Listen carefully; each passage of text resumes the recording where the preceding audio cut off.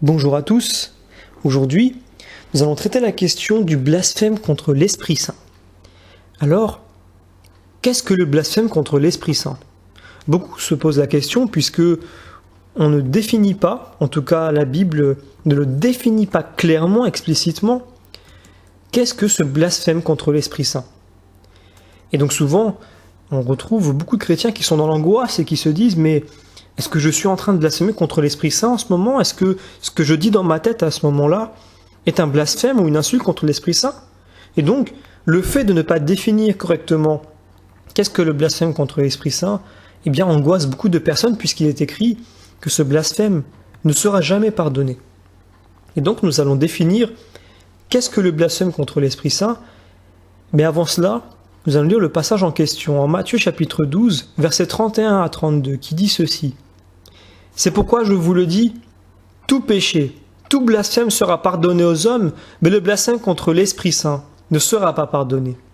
Et si quelqu'un dit une parole contre le Fils de l'homme, celui-ci sera pardonné. Mais si quelqu'un parle contre l'Esprit Saint, celui-là ne sera pas pardonné, ni en ce monde, ni dans le monde à venir. » Alors certains dans ce passage ont vu une forme d'inégalité entre le Fils et le Saint-Esprit, puisque l'on voit que le blasphème contre le Fils sera pardonné, mais le blasphème contre l'Esprit Saint, lui, ne le sera pas. Or, nous allons voir qu'en fait, il n'en est rien, ce n'est pas une question de différence, on va dire hiérarchique ou de puissance entre Jésus et l'Esprit Saint, mais c'est simplement qu'ils n'ont pas le même rôle. Donc nous allons définir le blasphème contre l'Esprit Saint, mais pour le définir, il va falloir définir l'Esprit Saint. Et pour définir l'Esprit Saint, il faut définir la Trinité. Alors certains vont se dire, mais c'est compliqué la Trinité, on ne comprend pas, c'est hors de portée, mais en fait, absolument pas. Et je vais définir ce qu'est la Trinité de la manière la plus simple et la plus concise, afin qu'on puisse la définir. Certes, la Trinité reste un mystère, puisqu'on ne peut pas comprendre son fonctionnement, cela dépasse notre entendement, mais nous pouvons l'expliquer. C'est comme le concept d'infini et le fait qu'il n'y ait pas de début, puisqu'on sait que Dieu n'a pas de début. C'est quelque chose qu'on ne peut pas comprendre, ce qui dépasse complètement notre entendement, puisque dans notre dimension, tout a un début et presque tout a une fin. Et donc, on se dit, tiens, mais on ne peut pas le comprendre, mais on peut l'expliquer. On peut dire que voilà, il n'y a pas de début, ou alors pour le concept d'infini, il n'y a pas de fin. Mais on ne peut pas le comprendre, ça dépasse notre entendement puisque notre monde, lui, est fini. Notre monde, lui, eh bien, est dans un cercle où il y a début, fin.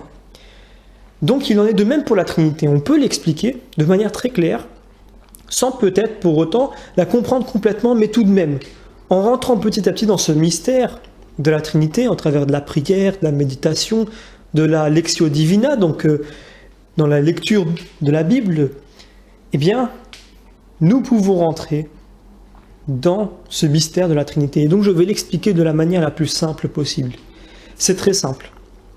Le Père, tel que nous le dit le catéchisme de l'Église catholique, de lui émane toute divinité, c'est-à-dire que lui-même, qui est le Père, de lui est sortie toute la divinité. Et il en est absolument l'origine. Et on sait aussi dans la Bible que Dieu n'a pas de début ni de fin, et donc il ne change pas. S'il n'a pas de début, s'il n'a pas de fin, cela implique en théologie qu'il ne peut pas changer puisqu'il n'est pas soumis au temps, il n'est pas soumis à la dégénérescence et donc il reste toujours le même. Il est, il était et il sera. Ce Père, on peut aussi le lire dans la Bible, eh bien, se suffit à lui-même. Qu'est-ce que ça veut dire? Ça veut dire qu'en fait, en se contemplant lui-même, il y trouve un bonheur parfait. Un bonheur qui fait qu'il n'a besoin de rien d'autre.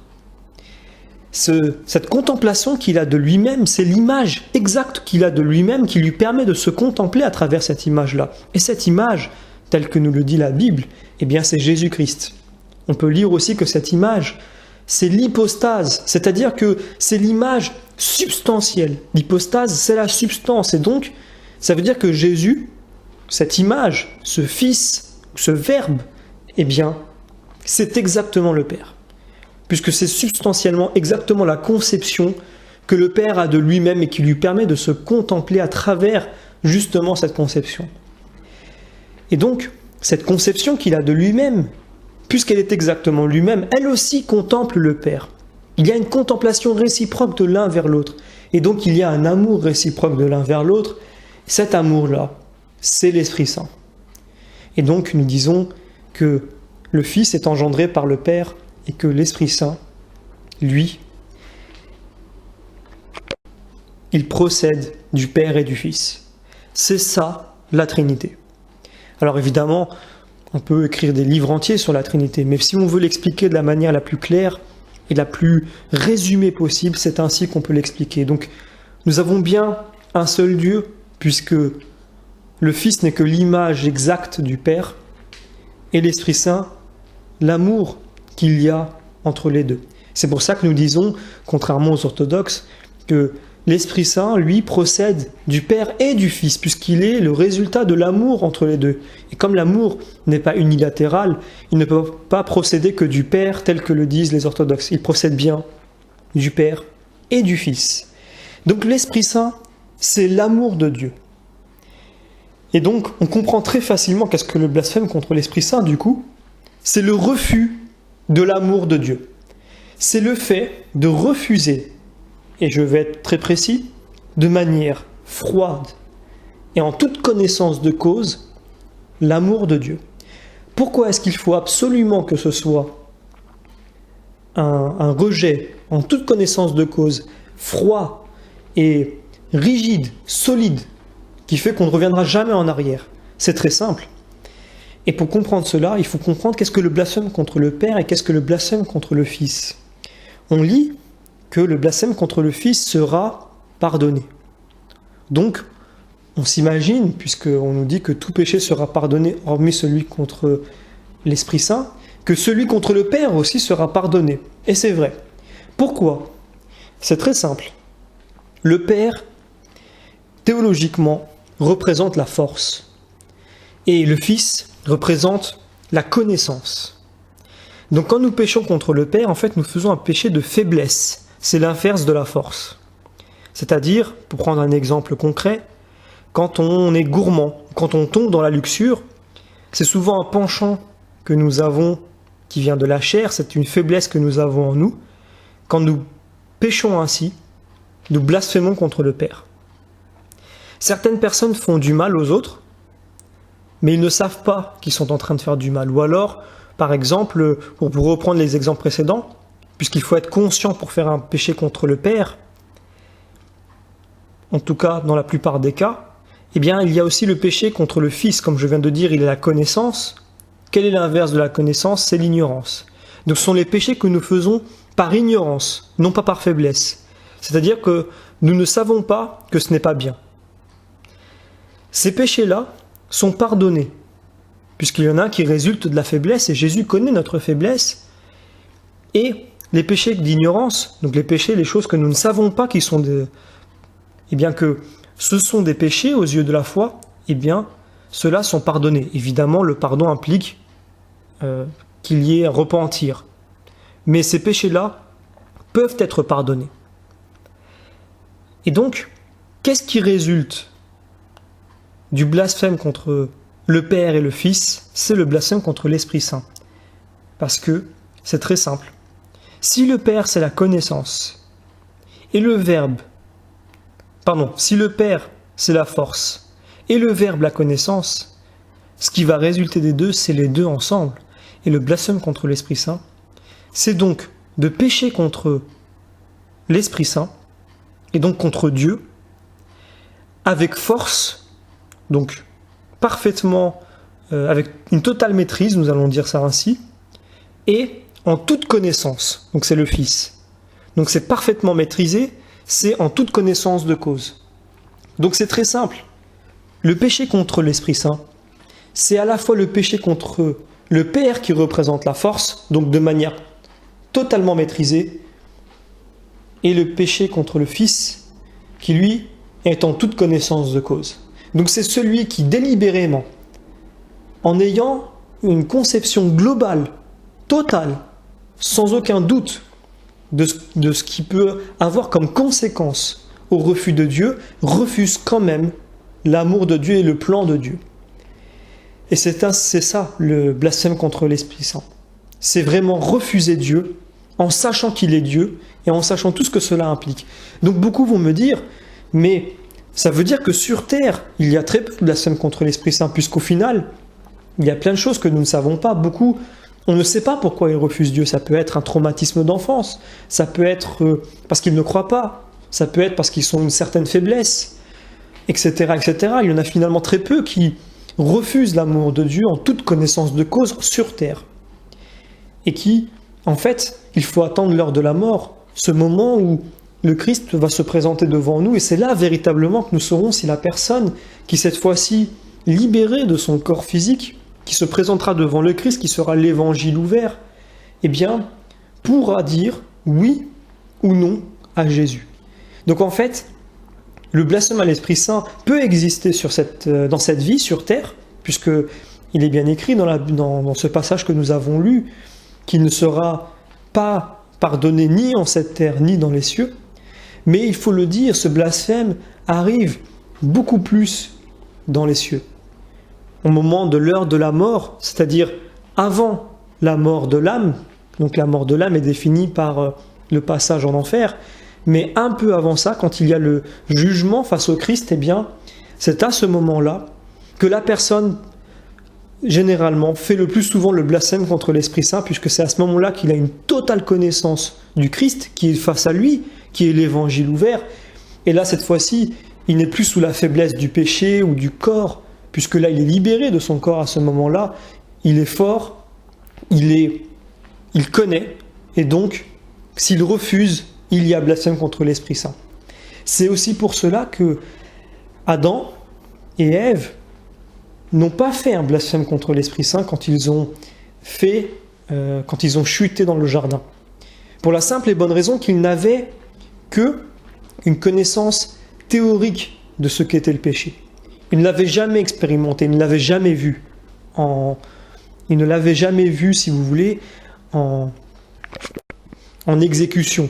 Ils n'ont jamais eu d'exemple devant eux de ce que pouvait être le fait de refuser Dieu ou de lui désobéir, comme c'est arrivé dans le jardin. Et donc, il faut absolument connaître et expérimenter ce refus de Dieu. Plutôt, c'est cette connaissance du péché, cette connaissance de ce que cela implique de refuser l'amour de Dieu pour véritablement commettre le blasphème contre l'Esprit Saint.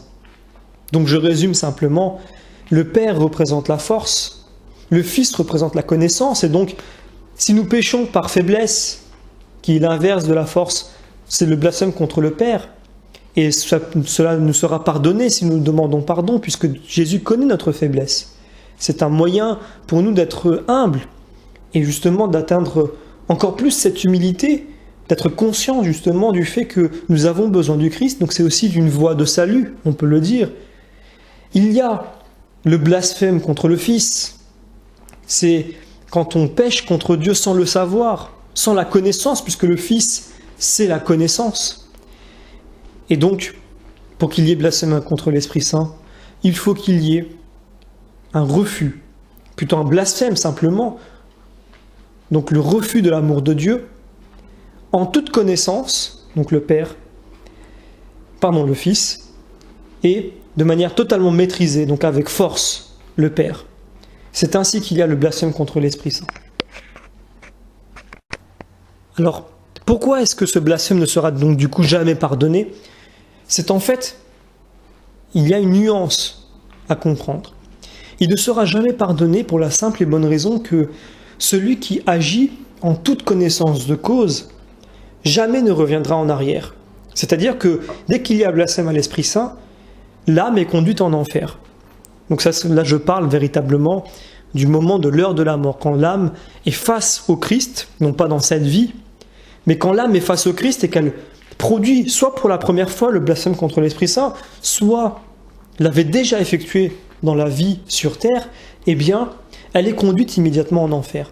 Et il ne sera jamais pardonné pour la simple et bonne raison que cette personne, donc cette âme plutôt, pour être plus précis, puisque là on parle de l'âme quand elle est face au Christ, eh bien quand elle est conduite en enfer, et qu'elle choisit l'enfer, non pas qu'elle est condamnée à l'enfer, c'est elle qui le choisit et qui se condamne elle-même, eh bien, elle avait au moment où elle était devant le Christ, une parfaite connaissance de ce qu'elle allait dire, des conséquences de ce choix, et jamais elle ne changera, puisqu'elle ne pourra plus dire à ce moment-là « mince, je ne savais pas », ou alors « non, je regrette », puisqu'elle savait et qu'elle ne peut pas regretter. Elle n'est plus limitée comme nous l'étions sur terre. Et donc, très simplement, cette personne-là ne reviendra jamais en arrière puisqu'elle sait que le choix qu'elle a fait est définitif et qu'elle en connaissait absolument toutes les causes, toutes les conséquences. Et donc, il n'y a aucune raison pour qu'elle change et elle ne changera jamais. Si une âme de l'enfer voulait se repentir, eh bien le Christ l'accepterait. Mais ça n'arrivera jamais, puisque celle qui est en enfer, l'âme qui est en enfer, eh bien, jamais ne se repentira, puisqu'elle est parfaitement consciente du choix qu'elle a fait au moment où elle était devant le Christ, et ce choix-là est éternel. Alors, il y a plusieurs blasphèmes contre l'Esprit Saint, donc je peux vous inviter à aller regarder peut-être un peu sur Internet, qui sont ces blasphèmes contre l'Esprit Saint. Il y en a plusieurs espèces, c'est ainsi qu'elles sont définies par saint Thomas d'Aquin, donc je vais les citer, si jamais vous souhaitez faire de plus profondes recherches sur le sujet. Il y a le refus de croire malgré l'évidence, l'envie des grâces fraternelles, la présomption, la désespérance, l'obstination et l'impénitence finale. Donc les voici, ces 6 espèces de blasphèmes contre l'Esprit Saint que nous pouvons effectuer en cette vie. Donc le croyant chrétien qui est pratiquant, qui aime Dieu, qui côtoie les sacrements, qui véritablement est voué à des principes chrétiens dans sa vie, n'a pas à s'inquiéter de ce blasphème contre l'Esprit Saint, qui, encore une fois, je le répète, est un blasphème qui a été effectué de manière froide et maîtrisée, vraiment le refus, tel un rocher, un roc, le refus total, délibéré, conscient, maîtrisé de l'amour de Dieu. Ce qui n'est pas le cas évidemment du chrétien qui, dans sa vie, ne cherche justement qu'à se rapprocher de Dieu et donc par tous les moyens qui sont donnés par l'Église, la prière, l'oraison, les saints sacrements, etc., etc., etc.